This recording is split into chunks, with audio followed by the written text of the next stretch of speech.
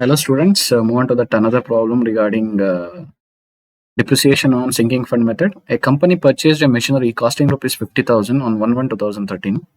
Desiring to replace the machinery on the expiry of its the life, the company established depreciation fund.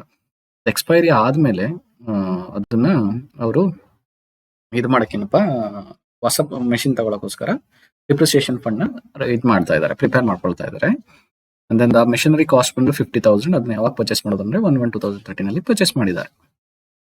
Investments made in government securities at to yield 4% interest ಅಂತ ಹೇಳಿದೆ. ಈ government securities ಮೇಲೆ 4% interest ಬರುತ್ತೆ.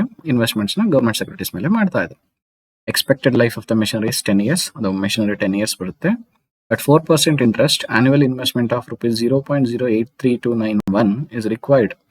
That means 1 rupee ಆಗ್ಬೇಕಂದ್ರೆ after that 10 years ಗೆ 1 rupee ಬೇಕು ಅಂದ್ರೆ ಇವತ್ತು ಪ್ರತಿ ವರ್ಷ ನಾವು ಎಷ್ಟು ಇನ್ವೆಸ್ಟ್ಮೆಂಟ್ ಮಾಡಬೇಕು ಅಂತ ಕೊಟ್ಟಿದ್ದಾರೆ. 0.083291 rupees ಇನ್ವೆಸ್ಟ್ ಮಾಡಬೇಕು ಅಂತ. At the end of 4th year, the machinery had to be sold off as a scrap. 10 ವರ್ಷ ಬರ್ತಿದ್ದ ಮೆಷಿನರಿನ 4 ವರ್ಷಕ್ಕೆ ಸೋಲ್ಡ್ ಮಾಡ್ಬಿಟ್ರು. It realise rupees 20,000. ರಿಯಲೈಸ್ ಮಾಡಿದ್ರಿಂದ 20,000 ಬರ್ತದೆ. Investments var realise at 5% less than the book value. Investments ಏನಾಗ್ತಾ ಇದೆ ಅಂದ್ರೆ 5% less than book value ಇದು ಮಾಡ್ತಾ ಇದ್ರೆ. Purchase of machinery and purchase A new machinery cost rupees 70,000. Again 70,000 rupees ಒಂದು ಮೆಷಿನರಿ ಪರ್ಚೇಸ್ ಮಾಡ್ತಿದ್ದಾರೆ. Both the machinery account and depreciation fund account and depreciation fund investment account for 4 years. ಇದೊಂದು ಸ್ವಲ್ಪ different ಇದೆ. ಹೊಸ machinery purchase ಮಾಡಿದಾಗ ಹಳೆ machine ನ sale ಮಾಡಿ ಹೊಸ ಮೆಷಿನ್ ಅನ್ನ ಪರ್ಚೇಸ್ ಮಾಡಿದಾಗ ಏನಾಗುತ್ತೆ ಅಂತ ಇಲ್ಲಿ ಜಸ್ಟ್ ನಾವು 4 years ಗೆ ಟ್ರೀಟ್ಮೆಂಟ್ ನ ಕೊಡ್ತಾ ಹೋಗೋಣ. ಇಲ್ಲಿ ಫಸ್ಟ್ ಮೆಷಿನರಿ ಅಕೌಂಟ್ ಪ್ರಿಪೇರ್ ಮಾಡೋಣ.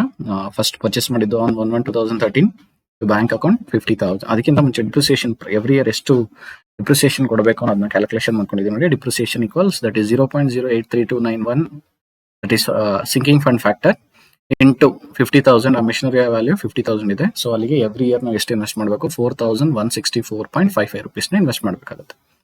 So first machinery account 1/1/2013 to bank account 50,000 purchase ಮಾಡಿದ್ವಿ. ಲೈಕ್ ದಟ್ ಇದನ್ನ 4 years ವರೆಗೆ ಕ್ಯಾರಿ ಡೌನ್ ಬ್ರಾಡ್ ಡೌನ್ ಮಾಡಿ 4th year 1/1/2016 to balance brought down 50,000 ಅಂತ ಇಟ್ಕೊಳ್ಳಿ. ಸೊ ನೆಕ್ಸ್ಟ್ ಮೆಷಿನರಿ ಅಕೌಂಟ್ ನಾವು ಕ್ಲೋಸ್ ಮಾಡೋಕ್ಕಾಗೋದಿಲ್ಲ, ಯಾಕಂದ್ರೆ you have to prepare depreciation fund investment account, depreciation fund account. So first depreciation create ಆಗಿದ್ದು 31st December 2013. Balance by depreciation fund depreciation account 4,164.55 rupees. So ಅವತ್ತಿನ ದಿನ ಆ fund ಅಲ್ಲಿ ಅಷ್ಟೇ amount ಉಳಿಯುತ್ತೆ. ಸೊ ಕ್ಯಾರಿ ಡೌನ್ ಮತ್ತೆ ಬ್ರಾಡ್ ಡೌನ್ ಮಾಡ್ತೀವಿ next ಇಯರ್ಗೆ 1/1/2014 by balance brought down 4,164.55. On 31st December 2014, by interest on depreciation fund investment account, that is 1,164.55 ಇದೆ. ಇದನ್ನ ನೆಕ್ಸ್ಟ್ ಅಮೌಂಟ್ ಗೆ ಇವರು ಕನ್ವರ್ಟ್ ಮಾಡ್ಕೊಂಡಿದ್ದಾರೆ 4,200 ಅಂತ. 4,200 ಇಂಟು 4%, 4/100 168 ಬರುತ್ತೆ. ಅಗೇನ್ ಆ ಇಯರ್ದು ಡಿಪ್ರಿಸಿಯೇಷನ್ ಅಮೌಂಟ್ ಎಂಟ್ರಿ ಮಾಡಿದಾಗ by depreciation account 4,164.55.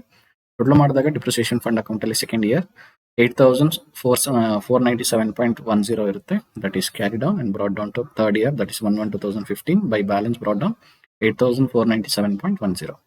Again third year ending 31st December 2015 by interest on depreciation fund investment account 8,500 ಮೇಲೆ 4% ಅಂದಾಗ 340 rupees ಆಗುತ್ತೆ. Again by depreciation account 4,164.55. Third year ending ಅಲ್ಲಿ 13,001 rupee 1.65 rupees ಉಳಿಯುತ್ತೆ. ಅದನ್ನ ಕ್ಯಾರಿ ಡೌನ್ ಬ್ರಾಡ್ ಡೌನ್ ಮಾಡ್ಕೊಳ್ತೀವಿ 1/1/2016 by balance brought down 13,001 rupee 0.65 ಪೈಸೆ ಉಳಿಯುತ್ತೆ. Year ending ಬಂದಾಗ again 31st December 2016 by interest on depreciation fund investment account 13,000 ಮೇಲೆ ನಾವು 4% ಮಾಡಿದಾಗ 520 rupees ಬಂತು. Again last year depreciation by depreciation account 4,164.55. ಇಷ್ಟು ಮಾಡಿ ನಾವೇನ್ ಮಾಡಬೇಕು? ಈ ಅಕೌಂಟ್ ನ ಕ್ಲೋಸ್ ಮಾಡಬೇಕು, ಯಾಕಂದ್ರೆ ಡಿಪ್ರಿಸಿಯೇಷನ್ ಫಂಡ್ ಇನ್ವೆಸ್ಟ್ಮೆಂಟ್ ಅಕೌಂಟ್ ನ ಪ್ರಿಪೇರ್ ಮಾಡ್ಕೊಳ್ಳೋಣ. 31st December 2013 first investment to bank account 4,200. ಅದನ್ನ ಕ್ಯಾರಿ ಡೌನ್ ಮಾಡಿ ಬ್ರಾಡ್ ಡೌನ್ ಮಾಡ್ಕೊಳ್ತಿದೆ ನೆಕ್ಸ್ಟ್ ಇಯರ್ಗೆ 1/1/2014 to balance brought down 4,200. Again second year ending investment ಮಾಡ್ತೀವಿ 31st December 2014 to bank account 4,164.55. That is actual ಆಗಿ ನಾವು ಪ್ರತಿ ವರ್ಷ ನಾವು ಕೊಡಬೇಕಾದಂತ ಡಿಪ್ರಿಸಿಯೇಷನ್ ಅಮೌಂಟ್ ಇದು plus 168, that is second year interest. ಅಲ್ಲಿಗೆ 4,332.55 rupees ಆಗುತ್ತೆ. ಅದನ್ನ 4,300 ಅಂತ ರೌಂಡ್ ಆಫ್ ಮಾಡ್ಕೊಂಡಿದ್ದಾರೆ. ಸೊ ಟೋಟಲ್ ಮಾಡಿದಾಗ 8,500. So 8,500 carry down brought down ಆಗುತ್ತೆ 1/1/2015 to balance brought down 8,500. Again 31st December 2015 third year ending depreciation amount that is investment ಮಾಡ್ತಾ ಇರೋದು 4164.55 plus 340 rupees ಆ ವರ್ಷದ ಇಂಟ್ರೆಸ್ಟ್ 4504.55 ಆಗುತ್ತೆ. ಬಟ್ ಇದರಲ್ಲಿ 4500 ರೌಂಡ್ ಆಫ್ ಮಾಡ್ಕೊಂಡಿದ್ದಾರೆ. 13,000 ಆಯಿತು. 30,000 balance carried on brought down to last year 1/1/2016 to balance brought down 13,000. So ಇದಾದ್ಮೇಲೆ ಆ ಇಯರ್ ನಾವು ಇನ್ವೆಸ್ಟ್ಮೆಂಟ್ ಏನಿದೆ ಅದನ್ನ 5% ಲೆಸ್ ದನ್ 5%ಗೆ ಸೇಲ್ ಮಾಡ್ತಾ ಇದೀವಿ ಅಂತ ಹೇಳ್ತೀವಿ. 31st December 2016 by bank account 13,000 into less than 5% ಅಂದ್ರೆ 95% ರಿಯಲೈಸ್ ಆಗುತ್ತೆ ಅಂತ. 95 ಡಿವೈಡೆಡ್ ಬೈ 100 ಆಗಿ 12,350 ಆಯಿತು. ಸೊ ಟೋಟಲ್ ಮಾಡಿದಾಗ ನಮಗೆ ಡೆಬಿಟ್ ಸೈಡ್ 13,000 ಇದೆ, ಕ್ರೆಡಿಟ್ ಸೈಡ್ ಪೋಸ್ಟ್ ಮಾಡಿ ಡಿಫ್ರೆನ್ಸ್ ಏನು ಉಳಿಯುತ್ತೆ 650 rupees ಉಳಿಯುತ್ತೆ. ಇಲ್ಲಿ ಉಳಿದಂತ ಡಿಫ್ರೆನ್ಸ್ ನಾವು ಇಲ್ಲಿ ಟ್ರಾನ್ಸ್ಫರ್ ಮಾಡ್ತೀವಿ ಡಿಪ್ರಿಸಿಯೇಷನ್ ಫಂಡ್ ಅಕೌಂಟ್ಗೆ by depreciation fund account that 31st December 2016 to depreciation fund investment account 650 rupees ಆಯ್ತು. ಸೊ ಈಗ ಟೋಟಲ್ ಮಾಡಿದಾಗ ನಮಗೆ ಇಲ್ಲಿ credit side depreciation fund account credit side amount ಬರುತ್ತೆ that is 17,686.20 17,686.20. The difference is 17,036.20. ಏನ್ difference ಉಳಿತದ machinery account transfer ಮಾಡ್ತೀವಿ 31st December 2016 to machinery account 17,036.20. ಇಲ್ಲಿ ಉಳಿದಂತ ಬ್ಯಾಲೆನ್ಸ್ ನಾವು ಮೆಷಿನರಿ ಅಕೌಂಟ್ಗೆ ಟ್ರಾನ್ಸ್ಫರ್ ಮಾಡಬೇಕು. ಇಲ್ಲಿ ಡೆಬಿಟ್ ಬ್ಯಾಲೆನ್ಸ್ ಇತ್ತು, ಇಲ್ಲಿ ಕ್ರೆಡಿಟ್ ಸೈಡ್ ಎಂಟ್ರಿ ಮಾಡಿದ್ವಿ 31st December 2016 by depreciation fund account 17,036.20. Again same day by bank account 20,000 ಅಂತ. ದಟ್ ಮೀನ್ಸ್ ಸ್ಕ್ರಾಪ್ ಸೇಲ್ ಮಾಡ್ತಾ ಇದೀವಲ್ಲ ಮೆಷಿನರಿನ ಆ ವ್ಯಾಲ್ಯೂನ ಎಂಟ್ರಿ ಮಾಡ್ತಾ ಇದೀವಿ ಇಲ್ಲಿ 20,000. ಟೋಟಲ್ ಮಾಡಿದಾಗ ನಮಗೆ debit side 50,000 posted towards credit side 50,000. The difference ಎಷ್ಟು ನೋಡಿ ಅಂದ್ರೆ 12,963.80 rupees ಉಳಿಯುತ್ತೆ.